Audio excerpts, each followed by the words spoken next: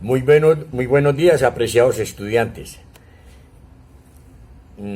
Conforme les había dicho el día de ayer, hoy iniciamos nuestra cuarta clase virtual de nuestra materia de liderazgo personal, social y empresarial. La temática que vamos a tratar en el día de hoy, en la mañana de hoy, hará referencia a lo que son los cambios organizacionales y conflictos, lo que es el cambio, lo que es la organización, los conflictos y los diferentes tipos de conflicto. Asimismo, iniciaremos o abordaremos mejor lo relativo a los contenidos de lo que es la autoridad, el origen de la autoridad, los tipos de autoridad, la importancia de la autoridad en la sociedad y las clases de autoridad. Esa será pues nuestra temática en el día de hoy y sin más preámbulos, comencemos entonces con nuestra clase. Para tener una visión más clara de lo que inicialmente les dije referente a lo que eran los cambios organizacionales y los conflictos, entremos a definir el concepto de cada uno de estos aspectos que les acabo de mencionar. Primer término, aboquemos lo que significa el término cambio. Palabra cambio. El cambio es una modificación del comportamiento para realizar exitosamente una nueva actividad o para la obtención de objetivos determinados. Amplío lo que es esta definición. Cambio no significa simple y llanamente el tratar de mostrar un aspecto, una faceta diferente de algo. No solamente hay que hacer esto, desde luego que eso es una modalidad, o mejor, es uno de los elementos que implican el cambio, sino que ese cambio tiene que significar en hechos concretos una realidad nueva, diferente a la anterior. Ese es el cambio. Muchas veces nosotros con nuestras conductas, que reiteradamente las estamos ejerciendo, las estamos ejecutando, no nos damos cuenta porque se convierten prácticamente en una especie casi que de hábito, la reiteración, la repetitividad de nuestras conductas. Pero cuando nosotros nos damos cuenta de que pronto algunas de ellas no son las más convenientes, pues tenemos que inmediatamente iniciar un cambio, una modificación de esas conductas.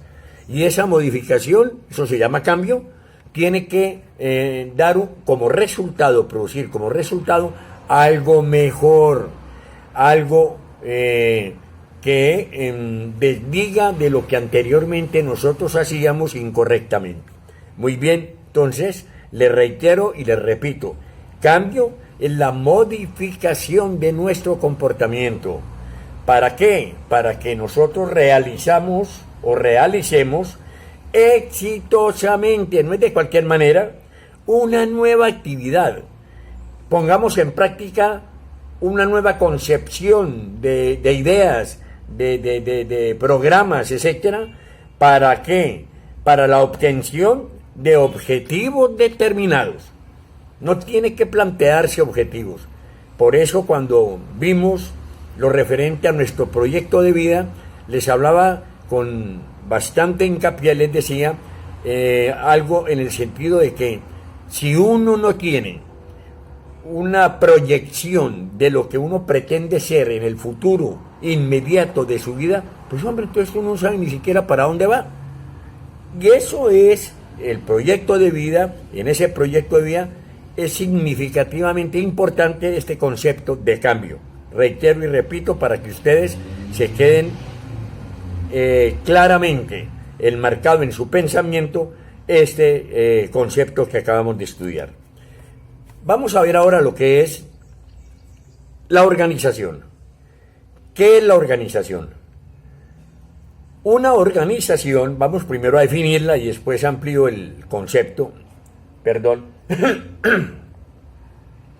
Una organización es la coordinación planificada de las actividades de un grupo de personas para procurar el logro de un objetivo o propósito explícito, es decir, particular, determinado o común. ¿A través de qué? A través de la división del trabajo y de las funciones, y a través de una jerarquía de autoridad y responsabilidad. Esto tiene varias aristas que es importante que las diferenciemos y que las individualicemos, las veamos individualmente mejor, para que ustedes las comprendan más nítidamente. Primero, ¿por qué decimos que organización es una coordinación planificada de las actividades de un grupo? Porque primero, para que hablemos de organización definitivamente tenemos que hablar de una pluralidad de miembros que la conforman. Todas las organizaciones están compuestas por seres humanos y son plurales, son varias las personas que las conforman. Pero como este término de organización tiene que ver algo también mucho con el verbo organizar, por eso decimos que es una coordinación. Coordinar es ponerse de acuerdo, coordinar es amalgamar, unir criterios, pensamientos en búsqueda de un objetivo. Por eso decimos que una organización es la coordinación planificada. Hay que planificarla, hay que proyectarla, hay que analizarla, hay que meditarla. Los planes, los objetivos a alcanzar por parte de esa organización. ¿Quiénes lo hacen? Pues los conformantes de esa organización, del grupo. Y esos conformantes, pues para que logren los objetivos, tienen que realizar una serie de actividades. Por eso dice que una organización es la coordinación planificada de las actividades de ¿qué? De una persona, ojo, o de un grupo de personas, para procurar el logro de unos objetivos o propósitos específicos, explícitos, determinados o comunes, o mejor, en lugar de o, y es una preposición separable, y entonces para el logro de unos objetivos y propósitos explícitos y comunes, es decir, también se irradian en beneficio de una organización, de una sociedad. ¿A través de qué en las organizaciones? Pues hombre, a través de la división del trabajo. Todas las organizaciones tienen una serie de secciones, serie de departamentos, unos esquemas organizativos que están estipulados, que están enmarcados en un organigrama de la empresa, de la organización. Y en esos organigramas están expuestos, están ubicados los diferentes cargos jerárquicos de la misma y los diferentes cargos también dependiendo de las funciones que cada uno de ellos ejerza en las áreas de menor jerarquía. Ahí está estipulado absolutamente todo. Entonces, eso se denomina división del trabajo. ¿Y de qué? Y de las funciones, porque no son las mismas funciones las que cumple el supervisor de determinada sección de la fábrica de la empresa que las que cumple el obrero de la misma. Entonces, por eso se dice que dentro de la organización tiene que lograrse y buscarse los objetivos explícitos o comunes a través de la división de ese trabajo que les acabo de mencionar y explicar, y de las funciones o roles.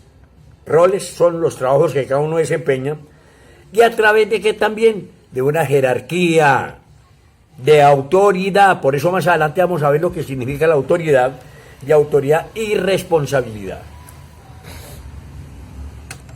Organización que carezca de autoridad, o también organización que así tenga autoridad, esa autoridad en ella no ejerza responsabilidad, no contenga responsabilidad, pues fracasa. Por eso son importantes estos dos criterios y estos dos conceptos. ¿A través de qué? De una jerarquía, es decir, alguien tiene que dar órdenes, alguien tiene que dar directrices, que trazar orientaciones, etcétera. Esa es la autoridad, esa es la jerarquía que está estipulada en ese organigrama empresarial o de cualquier organización. Y esa misma jerarquía, esos mismos roles que cumplen determinadas personas dentro de la organización implican responsabilidad. Entonces, esa es la significación de este término, de esta palabra de organización. Entonces ya tenemos cambio y tenemos organización. Veamos ahora una cuestión que es absolutamente reiterativa, repetitiva en cualquier sociedad y en cualquier nivel de sociedad, desde que hablemos de una pluralidad de personas. Ese término, esa palabra se llama conflicto. Y desde luego en las organizaciones se presenta el conflicto. Es más, es increíble, donde hay más de dos personas puede existir el conflicto. La disparidad de pensamientos, la disparidad de criterios, de actuaciones, de conductas, de ideologías, lo que ustedes quieran. Y eso siempre presenta una de las clases de conflicto, siempre se presentan en estas situaciones. Muy bien. Veamos a ver entonces genéricamente, qué significa este término de conflicto. Conflicto es una reacción ante una situación de dificultad o de frustración. Ante ella, es decir, ante esa situación de dificultad o de frustración, cualquiera de nosotros busca apartar el obstáculo, apartar la dificultad que se opone al logro y a la consecución de nuestras metas y de nuestros objetivos. Inventar otro camino, otra senda, otro sendero para lograr conseguir esa misma meta. O simplemente, si no se puede, modificar la meta, cambiar la meta. Repito, el conflicto es una reacción ante una situación de dificultad o de frustración. Cuando yo me frustro, cuando yo me bajo en mi autoestima, cuando yo me niego absolutamente la posibilidad de adelantar alguna cuestión que tenga que ver con mis roles de trabajo, pues estoy ante un conflicto intrapersonal, mío personal, y tengo que superarlo para poder salir de eso. Por ello decimos que es una reacción ante una situación de dificultad o de frustración de cualquier género, y que ante esa dificultad siempre se busca apartar. ¿Apartar qué? Apartar el motivo, la razón por la cual estoy yo en esa frustración y en esa dificultad. Apartar ese obstáculo que me impide, que se me opone al logro de la meta que yo debo conseguir, al logro de la meta que debo buscar. Y si no puedo por ese lado, pues hombre, tengo que inventarme otro camino. ¿Hacia qué? Hacia la consecución de esa meta, de ese objetivo. Y si tampoco puedo por ese lado, pues entonces cambio la meta. Aquí tiene que ver mucho, por ejemplo, y me le estoy adelantando un poco, queridos estudiantes, a una de las clases de conflicto. Cuando hablamos conflicto de fijación, el término nos lo está diciendo.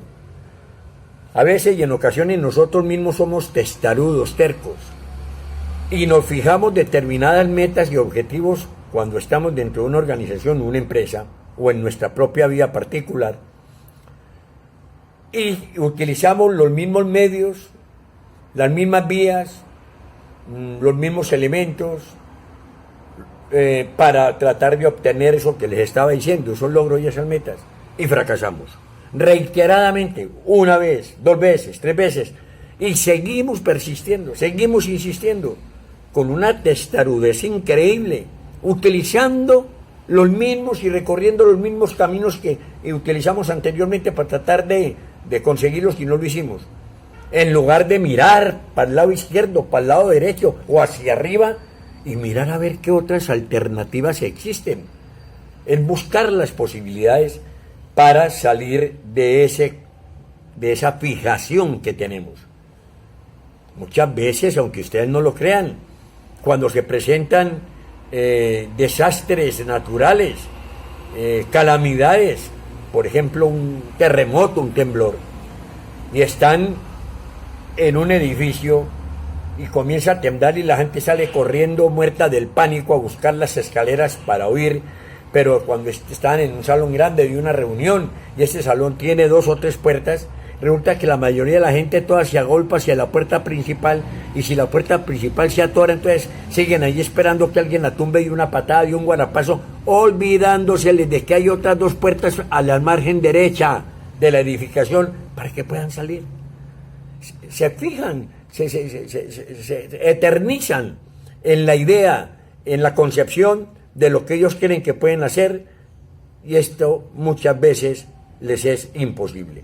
Entonces, repito, el conflicto es una reacción simple y llanamente ante una situación de dificultad o de frustración, y ante la cual se busca allanar ese camino, apartar ese obstáculo que se opone al logro de esa meta y esos objetivos, y buscar otros caminos para obtener la misma meta o cambiar la meta, señores. No se les olvide. Entonces, esos son estos 3 términos explicados en lo referente a los cambios organizacionales y conflictos. Cambio, organización y conflicto. Veamos ahora lo atinente a algo que ya mencioné y que tiene relación con esto que estaba diciéndoles. Autoridad. Es importantísima en materia del liderazgo, en materia organizacional, en materia de proyección y de dirección de cualquier institución, de cualquier estado, de cualquier conglomerado social. Autoridad o de cualquier institución. Hay varias clases de instituciones. Aquí recuerdo que alguien, cuando estaba en la facultad de Derecho, nos daba una definición de institución con estos términos, diciendo que institución era era todo aquello que se nos imponía sin que nosotros lo hubiéramos solicitado. Nos definían la institución así, y se ponía uno a pensar y decía, y nos daban algunos ejemplos, por ejemplo, que de la religión muchas veces era una institución, porque en el hogar, desde pequeños, se nos inculcaba determinada credibilidad hacia cierto credo, muchas veces impuesto, y nosotros, pues como estábamos pequeños, niños, pues simple y llanamente la aceptábamos, porque no teníamos ni siquiera el uso de razón y el discernimiento suficiente para mirar otras alternativas, para analizarlas, etc. Otro ejemplo de institución es, por ejemplo, la clase social, entre comillas, y perdónenme, socioeconómica en la que uno nació. ¿Cuántos de nosotros no hubiéramos querido nacer de pronto, digo yo como ejemplo, en el vientre de la reina Isabel II de Inglaterra? Pero no, el nacimiento es el que Dios determinó en el vientre de determinada mujer y ese es el que nosotros tenemos. Eso es una institución, se nos fue dada. Nosotros antes de existir en el vientre, antes de haber salido del vientre de nuestras madres, no llegamos y dijimos, no, yo no quiero nacer aquí en este vientre, yo no quiero nacer aquí en Bucaramanga, yo no quiero nada. Nació en el lugar donde estaba su madre habitando, o en el hospital donde la cogió el parto, o donde la partera la atendió. Punto. Esa es una institución. El idioma es una institución. Hablamos español porque nacimos en un departamento, nacimos en un país en el que se habla español. Otra cosa es que posteriormente aprendamos a hablar otros idiomas. Y así sucesivamente. Este concepto de institución es importante en relación con los temas que vamos a tocar. Muy bien. Entonces, ¿qué es autoridad? La palabra nos lo está diciendo. Esta palabra de autoridad proviene del latín autoritas, que es ni más ni menos el poder, es la potestad, la legitimidad o la facultad que tiene una persona para impartir órdenes e instrucciones. Por lo general, este concepto de autoridad se refiere a aquellos que ejercen, que gobiernan y que ejercen el mando. Es increíble muchas veces uno ver una persona que detenta determinado cargo de autoridad y no es capaz de mandar. La autoridad, señores, es para mandar, para ejercerla, desde luego, sin que se extralimite en el ejercicio de la misma, pero es para ejercerla. Organización que no tenga al frente un líder con autoridad está acabada, no tiene nada que hacer. Más aún, seguimos. La autoridad también es otra faceta de la autoridad, es el prestigio ganado por una persona o por una organización gracias a su calidad, en cuanto a la organización se refiere, de competencia en determinados asuntos, o en lo que respecta a la persona gracias a su competencia, gracias a su ejemplar vida como ciudadano, como profesional, como dirigente, etcétera, etcétera, que le confiere autoridad por la coherencia, por la capacidad de sus actuaciones, de sus conductas y de sus actitudes.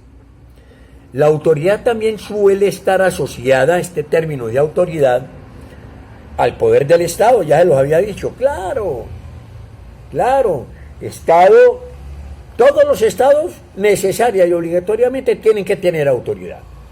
Desde la época de la 1789, la Revolución Francesa, cuando el señor Charles Barón de Montesquieu se inventó la teoría de la tridivisión de las ramas del poder público, tenemos nosotros lo que es, y también cuando se inventó el señor Juan Jacobo Rousseau, el hecho del contrato social en cuanto a la autoridad se refiere, que el pueblo es el que elige al presidente, al dignatario, que para nada tiene que ver con el designio providencial de Dios, que Dios es lo máximo, pero directamente en estas cosas no se mete. Aquí lo que dicen es que el soberano en la elección para la determinación de sus gobernantes es el pueblo, es el ciudadano común y corriente. Entonces, desde ese entonces viene esta concepción de que la autoridad está asociada al poder del Estado. Simple y llanamente que quien lo ejerce representa una de estas tres ramas que yo les estoy diciendo, pero la más importante es la que se determina dentro de la cuestión del Estado, la rama ejecutiva. Hay la rama legislativa, legislativa y la judicial. Bueno, bien. Las funciones estatales, las funciones que tiene el Estado en cada una de sus instituciones, de sus dependencias, tienen la facultad de mandar y de dar órdenes que deben ser acatadas, o sea, cumplidas, obedecidas, siempre y cuando estas órdenes se den con sujeción y respeto a las leyes y a las normas vigentes. En todo Estado, como hemos mencionado, para que pueda ser esta autoridad legítima, eso que esa persona dicte o determine o haga, tiene que estar sujeto, enmarcado, a la norma más importante que tiene cualquier institución, Estado, que tiene cualquier país, que es la Constitución. Hay en derecho público, hay una especie de pirámide en materia de orden, de prevalencia, de lo que algunas instituciones deben tener, o algunas no, en lo que la prevalencia que deben tener las instituciones en cuanto a poder se refiere en cualquier estado. Y la base de todas ellas es la Constitución Nacional, en materia legal, es la Constitución Nacional. Después vienen la pirámide de Kelsen, se llama. Después vienen lo que es las leyes, después los decretos leyes, etcétera, etcétera. Eso no es materia, objeto de nuestra materia, esta parte legal de constitucional, pero es importante que se las mencione, ampliando esta explicación. Las personas dentro de cualquier organización, dentro de cualquier estado, deben obedecer y deben acatar a las autoridades. Hoy en día que estamos con este problema del coronavirus, con esta cuarentena, se queda uno sorprendido de ver gente que, por más que se le dice, por Dios, se le hace ver, aparte de que hay determinaciones que son prácticamente órdenes de nuestros superiores jerárquicos en autoridad, para que, por ejemplo, no salgamos determinados días a la calle, y ve todavía uno gente que sale y no le importa un bledo poner en peligro la vida de los demás.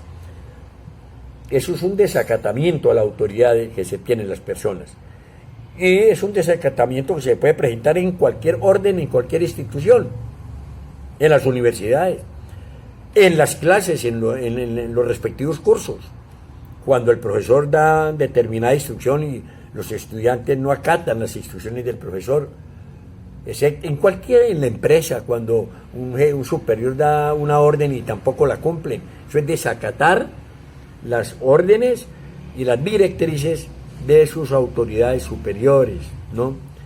Por eso decimos que la autoridad, en otra forma también de mirarla, es una especie de dominación, es una forma de dominación que exige, que pide obediencia de los demás. Sí, es verdad, porque sin obediencia no existe la autoridad, ya se lo dije desde el comienzo. Una persona podrá ostentar determinado cargo importante, pero si no sabe ejercer la autoridad, esa persona no pasa a ser sino un mero mercachifle. Perdónenme la expresión, un payaso. Porque si no hace ejercer y cumplir lo que él mismo determina y no ejerce esa autoridad, no ejerce las facultades que le está confiriendo y que le otorgan las leyes, que las normas y los reglamentos, está muerto, está frito, no hay nada que hacer. Muy bien. Veamos ahora la autoridad, pues en cuanto a su origen, es extramilenario, prácticamente desde los principios de la concepción y creación del universo. Ustedes saben que hay dos concepciones grandes, filosóficamente hablando, en cuanto a la creación del universo: la concepción cristiana, ¿no?, y la concepción marxista, materialista, histórica, de la evolución de la materia, de creación del universo. Pero bueno, desde el aspecto, fundamentándonos en la concepción cristiana de creación del universo, siempre en este globo terráqueo ha existido ese concepto, esa concepción de autoridad, así sea de carácter divino, sea de carácter gubernamental, pero siempre ha existido. Y es importante que nosotros veamos entonces que para que esta autoridad sea aceptada por los subordinados, por los gobernados, se requieren 4 requisitos. Vamos a mencionarlos acá. El primero, los gobernados,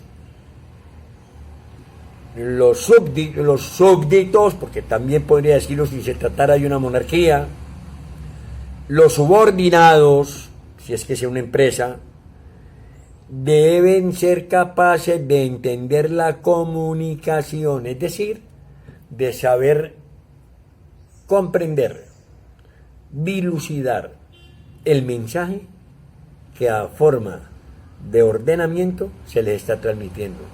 Es lo que en otros términos de pronto podríamos nosotros también comparar y confrontar con lo referente a lo que es la comprensión de lectura, que hace una falta inmensa, terrible, porque saber leer no es simple y llanamente leer de corrido determinados párrafos, cual si fuera un lorito repitiendo lo que se le enseñó, sin que la persona interiorice, comprenda, digiera el contenido de eso que está leyendo. Por eso decimos aquí que los subordinados deberán ser capaces de entender la comunicación. ¿Qué significa esto?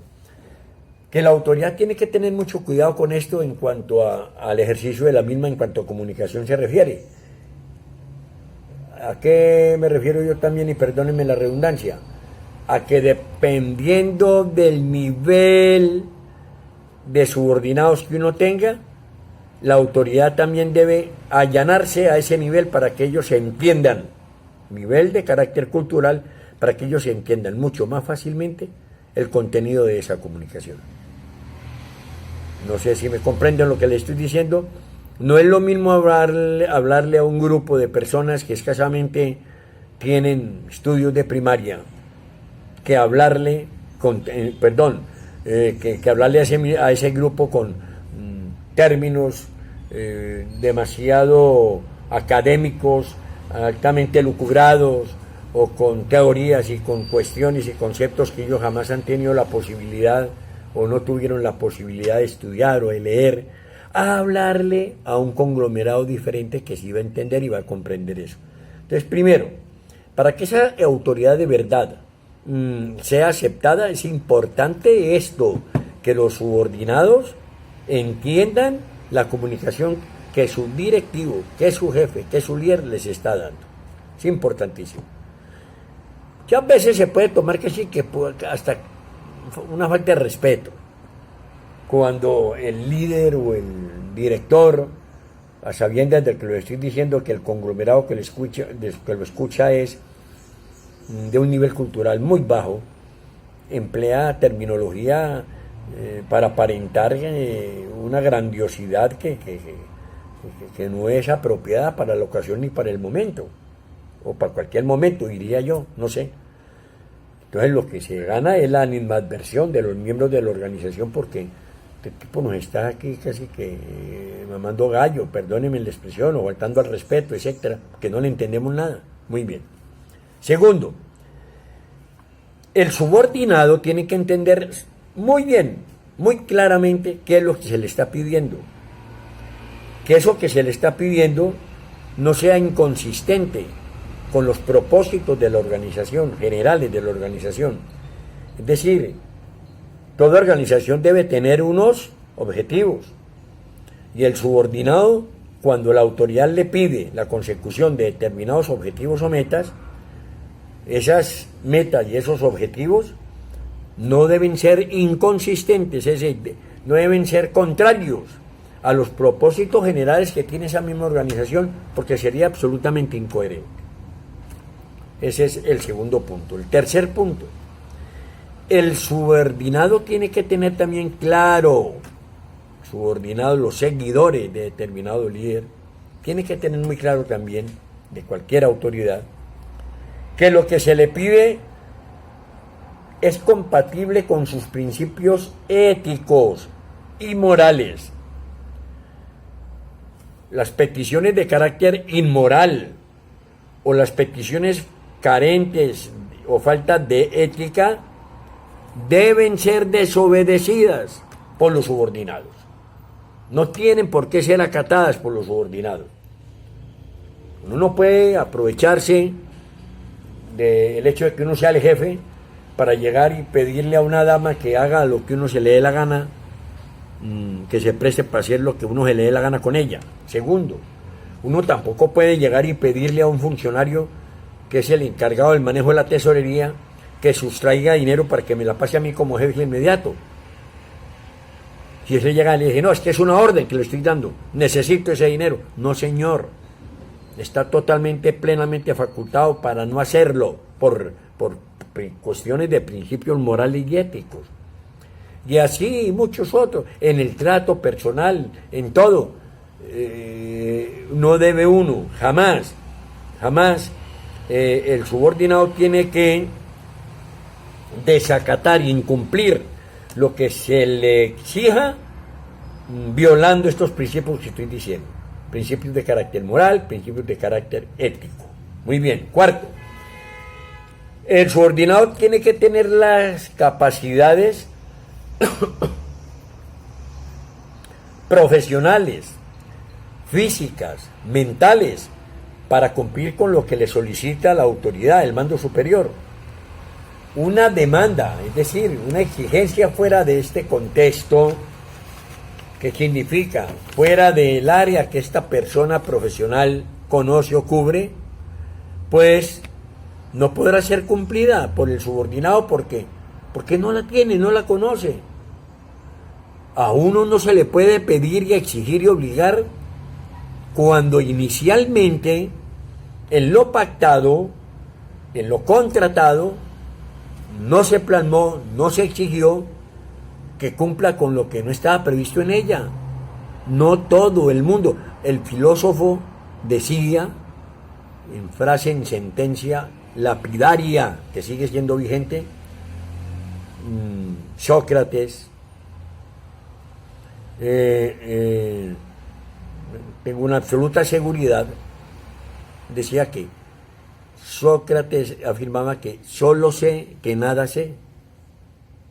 Es decir, que si él, con semejante inconmensurables conocimientos, expresaba esto, ¿qué podrá decir uno como un mortal cristiano en esta tierra en materia de conocimientos referente a esto que les estoy comentando? No, uno, a las personas que sean subordinados de uno entre la organización, debe encomendarles trabajos acordes a su perfil y no entregarles cosas que no tengan nada que ver con lo que esa persona a través de su vida ha estudiado, ha hecho, etcétera, etcétera. Muy bien. Tipos de autoridad. La autoridad es la facultad de que está investida una persona, ya lo dije. ¿Por qué investida? Porque esa persona la nombran. Uno las eligen. El presidente de la República se elige por votos. Los gobernadores y los alcaldes por votos. Pero otros la nombran. El presidente nombra ministros. Los gobernadores nombran secretarios, los alcaldes también, etcétera. Entonces, por eso es que la autoridad es la facultad de que esté investida una persona dentro de una organización. Esa organización puede ser la República de Colombia, el Departamento de Santander, municipio de Bucaramanga, las unidades tecnológicas de Santander. ¿Para qué?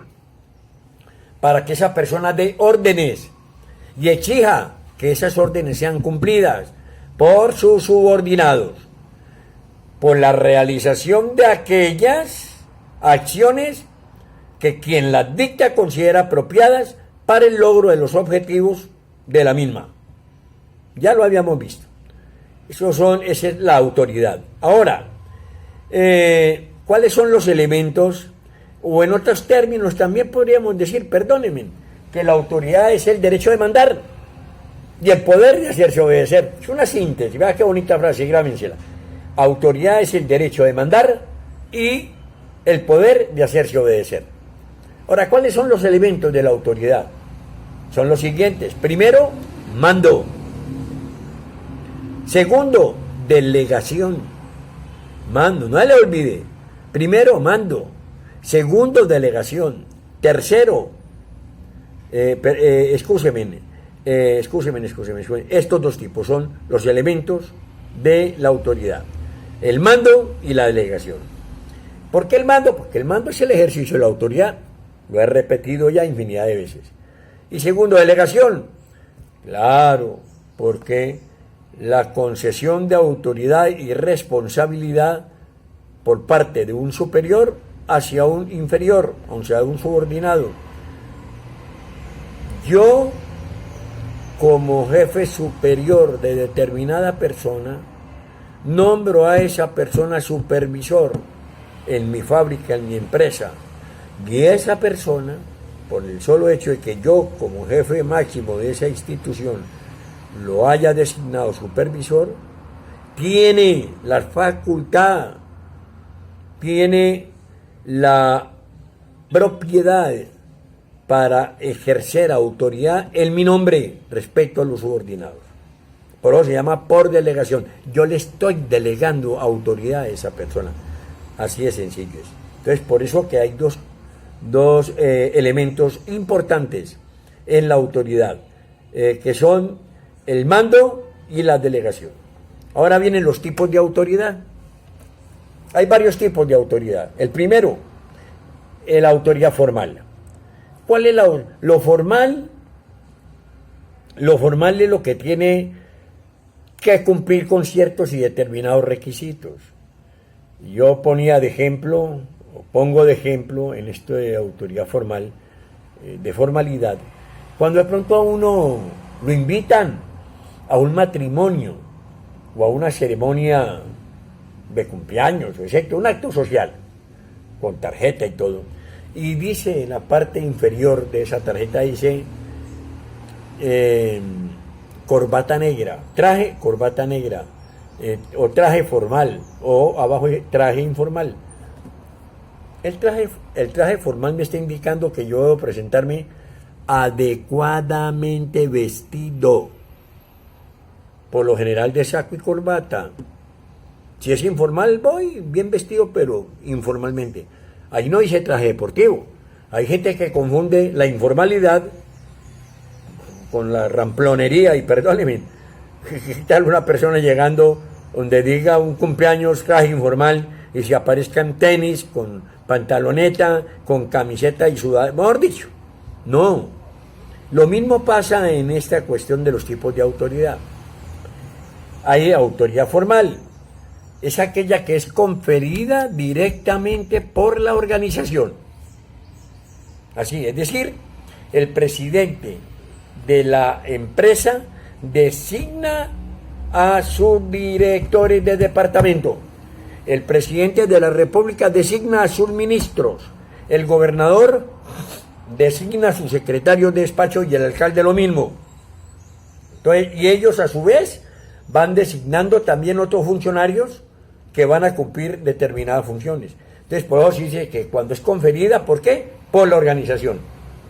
Ahora, es decir, que emana de un superior jerárquico, para que sea ejercida por él sobre otras personas. Ahora, esa autoridad formal, a la que he hecho referencia, puede ser, ojo, primero lineal, puede ser lineal, cuando es ejercida por un jefe sobre una persona o grupo. Repito, lineal es cuando es ejercida por una persona o jefe sobre una persona o grupo, no se les olvide eso. Segundo, puede ser también funcional.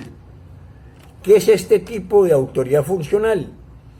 Es la que es ejercida por uno o varios jefes sobre funciones distintas en la empresa, en la organización.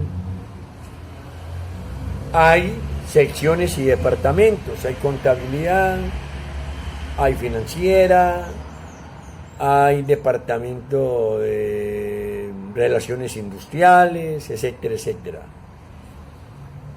Hay varios jefes que ejercen en cada una de ellas su autoridad. Son funciones distintas y son varios los jefes que sobre ellas ejercen esas autoridades. Es la autoridad que en un momento determinado podría tener un supervisor, un administrador de un supermercado sobre todos los empleados del mismo. Ahí hay una cantidad de gente que está dedicada a una cantidad de cuestiones diferentes, distintas cada una, pero él ejerce la autoridad sobre todos ellos. Lo mismo pasa en este ejemplo anterior que le estoy dando con la autoridad funcional, que es la que es ejercida por una o varias personas, o varios jefes mejor, ¿no? Sobre funciones distintas o diferentes. Segundo, dijimos que entonces la primera que es la autoridad formal. La segunda, la técnica o staff. ¿Qué es la autoridad técnica o staff? Esta autoridad técnica o staff se origina en la personalidad del individuo. Es cuando la autoridad se delega progresivamente en otras personas, ya sea por la especialización de estas o por los recursos con que esta persona cuenta.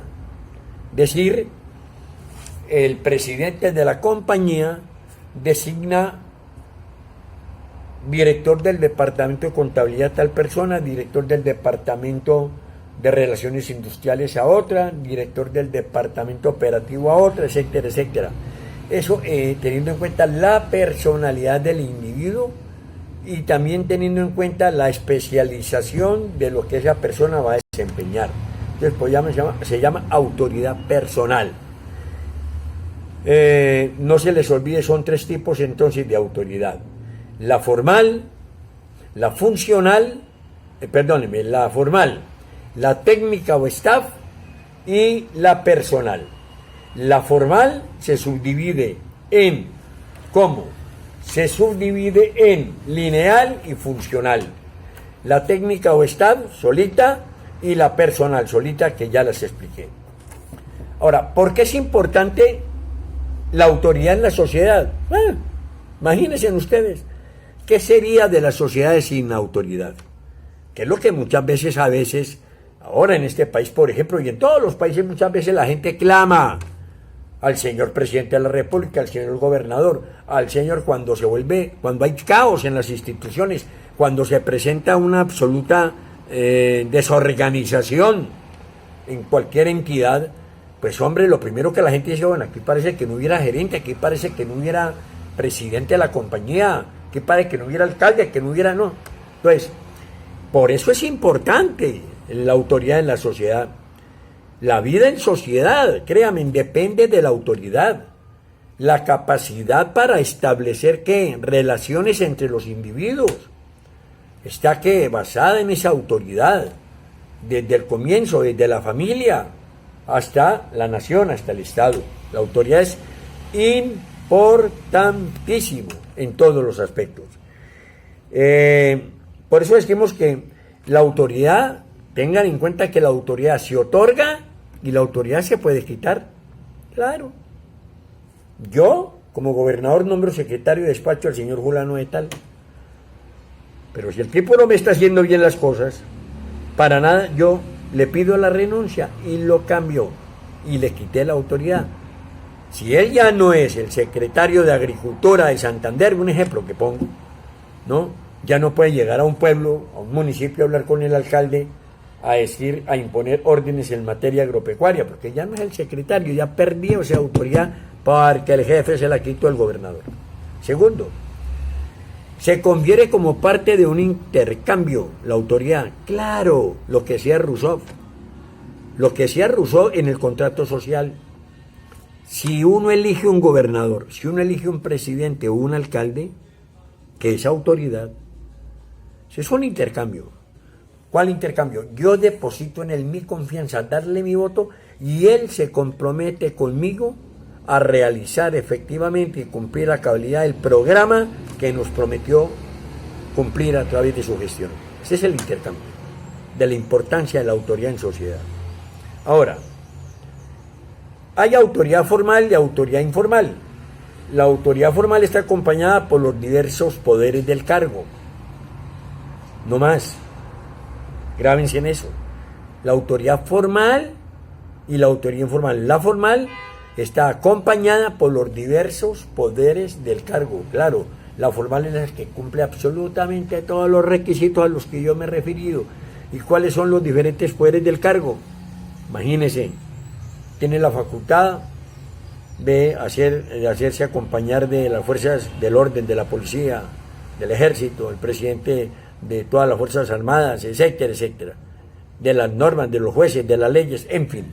Y la autoridad informal, que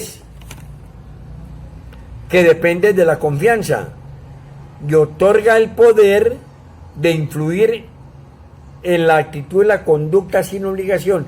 La informal es la que una persona le confiere. Una persona que tiene autoridad le confiere a otra por mera confianza. Porque, como les dijera yo, se le encomiendan ciertas labores y tareas que no están tan enmarcadas dentro de los reglamentos empresariales o dentro de las normas que tiene una persona que cumplir.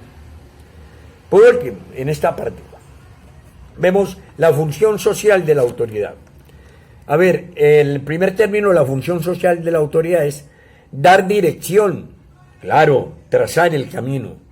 La segunda, orientar los roles, el estatus y la posición. Orientar los roles, ¿qué son? Orientar las cuestiones de trabajo, de funciones de las personas. El estatus es la posición que las personas dentro de un conglomerado social tienen. Y la posición que dentro de ese mismo conglomerado social estas personas tienen, por ejemplo, en materia de estratos, por decir algo. Tercero, la autoridad debe establecer y mantener las normas. Es la función social de la autoridad. No solamente debe promulgarlas, fijarlas, establecerlas, sino mantenerlas, hacerlas cumplir. Cuarto, la autoridad debe controlar conflictos internos y generar cohesión, es decir, debe solucionar los conflictos, debe evitar los conflictos que no se salgan de madre. Que no existan es imposible, porque los conflictos siempre existirán, pero tratar de controlarlos.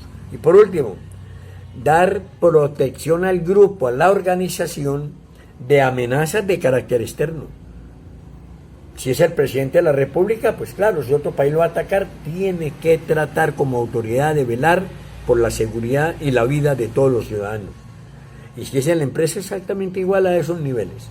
Debe darle protección al grupo de amenazas y cuestiones de carácter interno. Muy bien, prosigamos a continuación entonces con los conflictos en las organizaciones.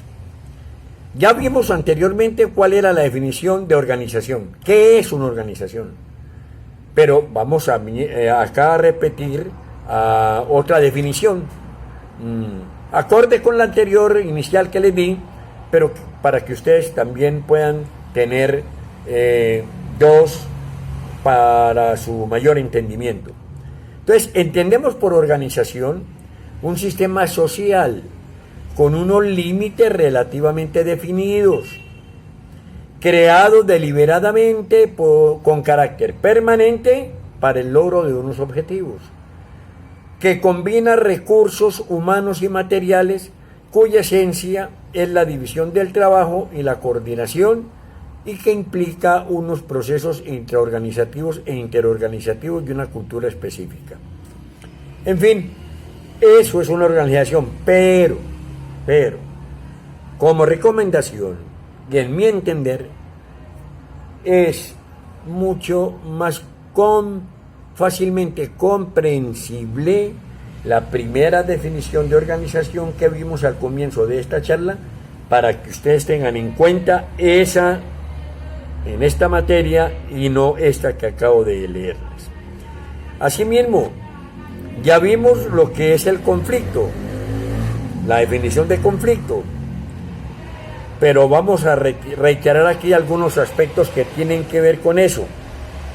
El conflicto organizativo, porque estamos hablando de organizaciones, es un desacuerdo entre dos o más partes, o más miembros, de una empresa, debido al hecho de que han de compartir recursos escasos o realizar actividades también, puede originarse ese conflicto del que alguien que posee mayor estatus, metas, valores o ideas diferentes. Muy bien. Hay varias, ya vimos también lo que es la definición del conflicto primero que vimos, que también les repito y les reitero, quédense con esa primera definición que yo posteriormente incluso les haré llegar las copias respectivas, las guías respectivas a esta temática de la clase de hoy. Actitudes ante el conflicto. Hombre, hay varias actitudes ante el conflicto que las vamos a ver aquí someramente. El conflicto actual, ¿no?, sostiene que es inevitable. Los conocedores y el concepto actual sobre los diferentes tratadistas en esta materia sostienen que definitivamente el conflicto en cualquier organización es inevitable. Más aún dicen incluso que a veces es conveniente, ¿no? Puesto que dicen que a veces sea hasta necesario, sin importar la actividad que las personas estén realizando. Primer término. Y eso es cierto. Muchas veces ese refrán de que dice que de las aguas mansas líbrame, Señor, que de las bravas me libro yo. Uno ve a veces organizaciones que aparentemente marchan como anillo al dedo. Perfecto, tranquilo. Aparentemente, pero en el fondo están los remolinos y las turbulencias que cuando salgan acaban definitivamente con la organización. Los matrimonios, que hace ve uno las parejas que Ave María, pero métase a la casa a ver cómo es el modus vivendi y la paz y la tranquilidad y la armonía dentro de esos cónyuges, de manera que el conflicto es necesario dentro de las organizaciones para el subsanamiento de los problemas que se presenten y para que se reafirme y se afiance también lo que tiene que ver en la relación entre las personas que lo conforman. Ahora, hay tipos de conflicto. ¿Cuáles son los tipos de conflicto? Distinguimos diversos tipos. A ver, un conflicto puede afectar de tal forma a una organización que suponga la muerte de la organización. Así de sencillo. O la muerte incluso del ser humano. El conflicto puede ocasionar la muerte de los seres humanos. No todos los conflictos tienen la misma importancia. No todos. Lo grave no es que existan los conflictos. Lo grave es que existan sin solucionarse, siendo conscientes nosotros de su existencia. Uno sabe cuando hay problemas dentro de una organización, pero uno a veces prefiere quedarse callado para no meterse en problemas de 11 varas y no meterse a solucionarlos a tiempo. Los deja incubar, deja que se inflamen, y cuando se inflamen ya no hay nada que hacer. Los conflictos tienen el potencial, ojo con esto, de mejorar o también de deteriorar el desarrollo de la actividad organizativa, según la forma de gestionarlos. Un conflicto bien solucionado potencia, un conflicto bien solucionado entre la organización reafirma la organización. Siempre en los conflictos debe haber absoluta, ¿cómo le dijera yo? Absoluta plenitud de convencimiento por parte de las personas que están inmersas en ese conflicto. Tienen que tenerse la voluntad necesaria y suficiente, la veracidad de los hechos y de los actos suficientes en su mejora, en su composición, en su arreglo, para que ese conflicto deje necesariamente unas bases sólidas, tranquilas, y que posteriormente no vuelva sobre las mismas a reinventarse y a agrandarse. Por eso hay varios tipos de conflictos, como los que vamos a ver. Distinguimos diversos tipos de conflictos según el ámbito en el que estos se promuevan, se den. El primero, conflicto intraindividual. Es el conflicto que ocurre intraindividual dentro del individuo, cuando una persona persigue objetivos divergentes, diferentes con los que tiene la organización. ¿Sí me entiende? O no sabe qué trabajo debe realizar. Fundamentalmente, repito, el conflicto intraindividual es cuando yo no sé dentro de la organización qué es lo que de verdad, exactamente, primero debo hacer, y segundo, estoy buscando otras cosas distintas a lo que está buscando la organización a la cual pertenezco. Eso es el conflicto intraindividual. dentro de mí. Conflicto interindividual. Es el conflicto entre individuos, ya no es conmigo mismo, sino entre individuos de la misma organización. Se debe a diferencias de criterio, de personalidad, y provienen muchas veces de las presiones o disparidad de criterios respecto a ideas, a pensamientos, a ideologías, en fin.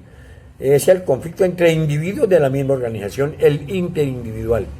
El conflicto intragrupal es el conflicto que se da frecuentemente entre individuos y grupos, frecuentemente que se relacionan dentro de la organización, que afrontan presiones dentro de esa misma organización y que terminan enfrentados el uno contra el otro. Grupos dentro de la organización se abren y se conforman isloticos, islas en la organización, y eso promueve conflictos dentro de los miembros de la misma. El conflicto, excúseme, es este intragrupal es el de que las personas, repito que aquí hay les está explicando el intergrupal. El intergrupal es el que se da entre grupos de la misma organización, lo que les estaba diciendo anteriormente, y proviene de diferencias entre ellos. Y el intragrupal es el conflicto entre individuos y grupos frecuentemente que se presenta de la misma organización y del mismo grupo. Es intragrupal. En el grupo que yo conformo surgen conflictos entre los miembros de mi mismo grupo. Y el intergrupal es el que surge entre los miembros de diferentes grupos que hacen parte de la organización. Ahora, viene el conflicto intraorganizativo. Todos los conflictos anteriores que yo he mencionado tienen en un sentido amplio esta naturaleza, todos. ¿Por qué? Porque, hombre, cada quien tiene de pronto una idea distinta de cómo debe organizarse la empresa a como la tiene el otro. Entonces se presentan estos conflictos intraorganizativos de la empresa en cada uno de estos grupos respecto a la concepción que se tiene para sacar la organización adelante. Y el conflicto interorganizativo es el conflicto que se da dentro de las entre las organizaciones. Es un conflicto normal entre organizaciones que recibe el nombre de ¿qué? De competencia, es la competencia entre organizaciones externas. Es la competencia que nosotros conocemos comercialmente o en materia de mercadeo. Conflicto funcional es una confrontación entre grupos que resulta positiva para el rendimiento de la organización. Conflicto funcional es confrontación entre grupos que resulta positiva para los miembros de la organización.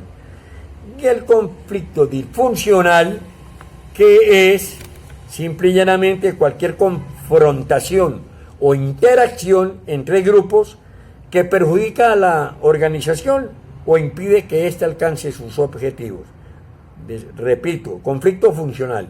Y el otro es conflicto disfuncional, es decir, destruye, rompe, daña la organización. Por eso dice que este conflicto disfuncional es cualquier confrontación o interacción entre grupos que perjudica a la organización o impide que ésta alcance los objetivos necesarios.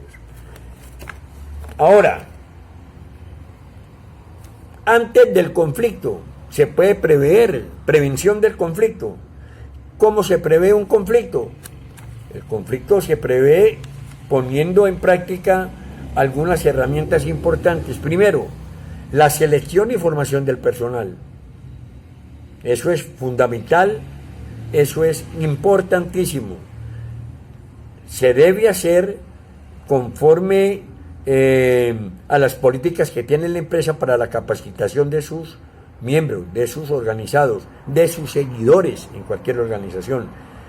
Se debe seleccionar, ¿no? La selección y formación del personal. Uno no puede dejar que a la organización entre cualquiera. No tiene que ir seleccionando quién de verdad reúne los perfiles para que pueda estar dentro de mi organización. Y aparte de eso tengo que capacitarlo, tengo que darle formación para que tenga sentido de pertenencia, para que sepa defender con creces esa organización a la cual pertenece y que tiene en cabeza unos líderes que efectivamente convergen con sus organizados en todos los aspectos. Después, segundo, antes del conflicto y prevención del conflicto, hay la creación y modificación de los puestos y flujos de trabajo. Sí, hay que crear puestos de acorde a los perfiles de cada persona, si es necesario, en las modificaciones. Y también redistribuir funciones, roles de trabajo dentro de la empresa. Hay gente, para evitar los conflictos, hay gente que tiene más recargo de trabajo que otra y está de pronto ganando menos que el que tiene menos trabajo. Entonces, todas las cosas hay que tenerlas en cuenta para evitar los conflictos, creación y modificación de los puestos y flujos de trabajo. Aquí estoy hablando en términos de conflictos organizacionales empresariales. Esto juega para toda clase y tipo de conflictos en organizaciones políticas, en organizaciones públicas, etcétera, etcétera. Y, por último, anticiparse y establecer normas. ¿Para qué? Para canalizar los conflictos. Tiene que haber una preparación por parte de la organización, por parte del liderazgo, de los líderes. Tiene que estar establecidas unas normas con vistas a encauzar, con vistas a manejar adecuadamente situaciones conflictivas. Esto reduce el impacto del conflicto, tengan la absoluta seguridad. Cuando el conflicto se puede localizar, cuando el conflicto se puede ubicar, se reduce el impacto del mismo sobre la organización. Es decir, en general aumentan dentro de la organización la previsibilidad en las relaciones entre quién, entre las personas y los grupos. Así de sencillo es, reitero, no cabe duda que cuando se anticipa y establecen normas para canalizar los conflictos, se reduce el impacto de estos mismos conflictos dentro de la organización. Ahora, durante el conflicto, posibles alternativas para solucionarlo. El conflicto puede resolverse ¿cómo? ¿A través de qué? De soluciones no integrativas. Es decir, una parte cede. De entrada una parte cede. Siempre hay dos partes en el conflicto. Entonces, por eso digo que el conflicto se puede resolver a través de soluciones no integrativas. O sea, que no integre a todas las partes del conflicto, sino que aquí una de las partes del conflicto de antemano cede y listo. Elimina el conflicto. Y soluciones integrativas. Las partes en conjunto, o en conflicto, perdón, tratan juntas de encontrar la solución. En vez de suprimirlo o intentar llegar a un compromiso, procuran abiertamente encontrar una solución aceptable para todos. Esta es la más recomendable durante el conflicto. Esta es la parte más recomendable. Pero repito, tiene que quedar, mire lo último, procuran abiertamente encontrar una solución aceptable para todos. Aquí en Colombia tuvimos un ejemplo hace 2 años, no voy a mencionarlo. Ustedes mismos lo vivieron y saquen conclusiones. A ver si efectivamente se cumplió esto. Si para todos fue esto totalmente aceptable, la solución de ese conflicto. Si no hay aceptación por una parte importante, pues posteriormente se van a seguir presentando problemas dentro de esa organización. Y eso no es lo indicado. Señores, este es el contenido de lo que fue esta 4ª clase para ustedes. Les pido el favor de que escuchen con atención este video. Esperen también instrucciones mías respecto a lo que va a ser el parcial la semana entrante del primer corte. Ya saben ustedes que será sobre los contenidos y las guías que vimos presencialmente. Y estén pendientes de eso porque también les tendré información sobre la cuestión correspondiente al 30% del primer corte, que algunos algunos lo tienen ya por los quizzes que presentaron y por el trabajo, y los que no lo tengan, pues que estén pendientes porque se les impondrá un trabajo cuando yo a través de este WhatsApp se los haga saber. Les deseo muy buenos días, muchísimas gracias y que Dios los bendiga.